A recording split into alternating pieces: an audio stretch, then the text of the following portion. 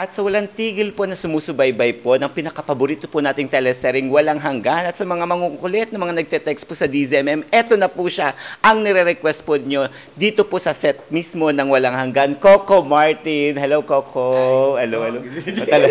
Kulit, kulit. Ganyan ka ba kakulit sa Milan nung nag-shooting kayo? Sabi ni Miss Don, ang kulit-kulit mo at bait-bait mo. Hindi naman, masaya kasi.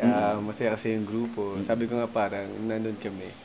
Pakiramdam ko parang gumagawa ako ng pelikula na indie. Kasi kayo lang, kailangan nyo magtulungan, walang artista, walang director, walang staff, talagang lahat, kumbaga tulungan. Yun din ang kwento ni Miss Don. Nag-iilaw ka daw, humahawak ka daw ng mga gamit at nagbubuhat ka ng mga gamit. Ganun ba talaga si Coco Martin sa totoong buhay, matulungin?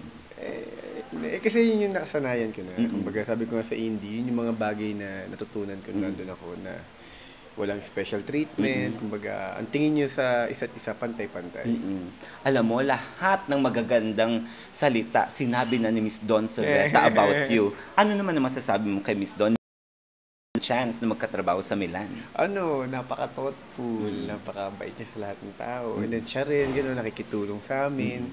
Siyempre ako dati, starstruck tayo. Siyempre doon sa Nueta yan. Tapos pinag-uusapan nga namin pag may chance na yung mga pelikula nila nung araw, kung paano nila ginagawa, kung gaano ba kahirap yung paggawa ng pelikula. Kasi hindi man siya soap opera dati, di ba? Mas more in movie. Sabi ko nga, hindi ako makapaniwala na makakatrabaho ko siya. And then, sabi mga advices na sa trabaho namin.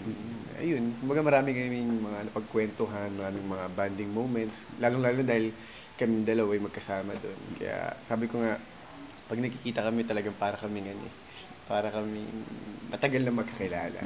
Ito, maraming gustong makaalam nito. Bakit napakagaling mong artista? Hindi lang dito sa Walang Hanggan, na sinubaybayan ka sa napakaraming teleserye na dyan paiyakin mo kami, pakiligin mo kami, pasayahin mo kami. Ano ang sekreto ng pag-arte ni Coco Martin?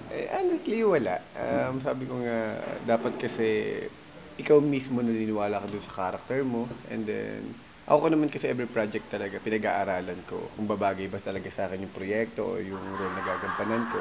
Siguro part yun. Saka yung training ko rin before sa indie, malaking tulong sa akin kung nasan man ako ngayon. Naku, katatapos lang ng Valentine's. Paano sinelebrate mo ang Valentine's? Ay, matindi eh. Ay? Natulog. Wala eh. Kasi almost everyday nagtatrabaho ako, and then yun na nagkataon na wala kaming taping. Yun yung chance ko para makapagpahinga na maayos. Love for yourself naman, and love yourself talaga, Kakakadate ko, lola ko. Ay, nakakatuwa. Ito na, ano pa ang abangan natin sa Walang Hanggan? Marami. Sabi ko nga, nagsisimula pa lang yung maraming revelasyon about the story, mga secrets. Tapos, ayun, dahan-dahan na mas nakikilala yung mga character. Tapos, ito na. Kumbaga, ito na yung second chapter ng story namin. Maraming pang patutunguhan yung kwento. Ayan, mas patindi pa po ng patindi ang Walang Hanggan. Naku, wala na yatang katapusan to. Talagang walang hanggan naming susubaybayan yan. Ang problema na ito, iniisip namin paano namin siya i-ending. Yun na nga. Kaya imbitahan mo na sila sa Walang Hanggan. Iniimbitahan po namin kayo na sana huwag kayong bibitiw sa pagsubaybay at pagsuporta sa aming soap opera na Walang Hanggan. Maraming salamat din po sa lahat ng nagmamahal at sumusuporta sa amin. Thank you. Thank you, Coco. Salamat. Salamat po. Ito po muli si Papa Aawal Pas para sa DZMM ABS-CBN. Thank you. God bless. God bless.